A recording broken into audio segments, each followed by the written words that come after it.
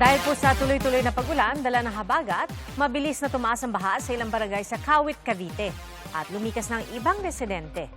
Mula sa Kawit, nakatutok live si Jamie Santos. Jamie? Pia, tuloy-tuloy yung nararanasang manakanakang malakas na buhos ng ulan dito nga sa Kawit, Cavite ngayong Sabado ng hapon. At itong malakas na ulan na ito nagsimula pa kagabi na nagresulta ng pagbaha sa ilang barangay.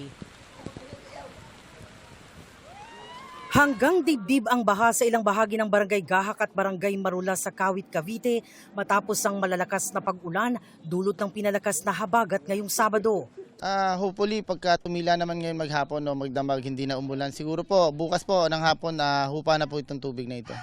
Dahil sa pagtaas ng tubig, nagsagawa ng rescue operations ang Kawit MDRRMO Emergency Response Team para mailikas ang mga residenteng naapektuhan ng baha.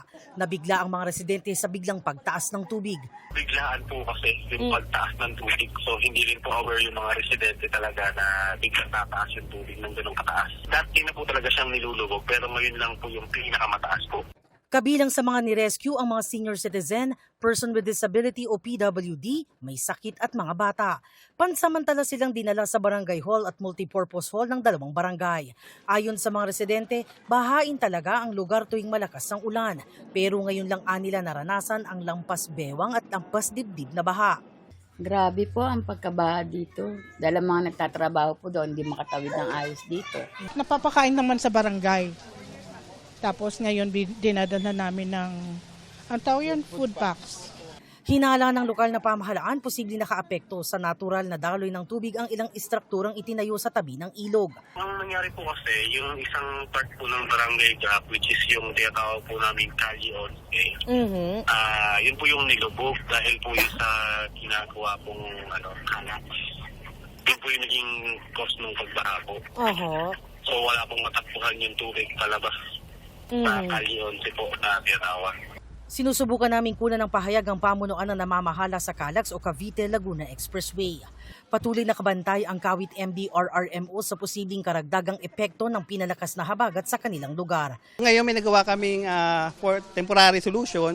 Nagukay muna kami ng sa may vacant lot para doon tumakbo yung tubig papuntang ilog. Bukod sa Kawit, nalubog din sa baha ang ilang lugar sa Imus.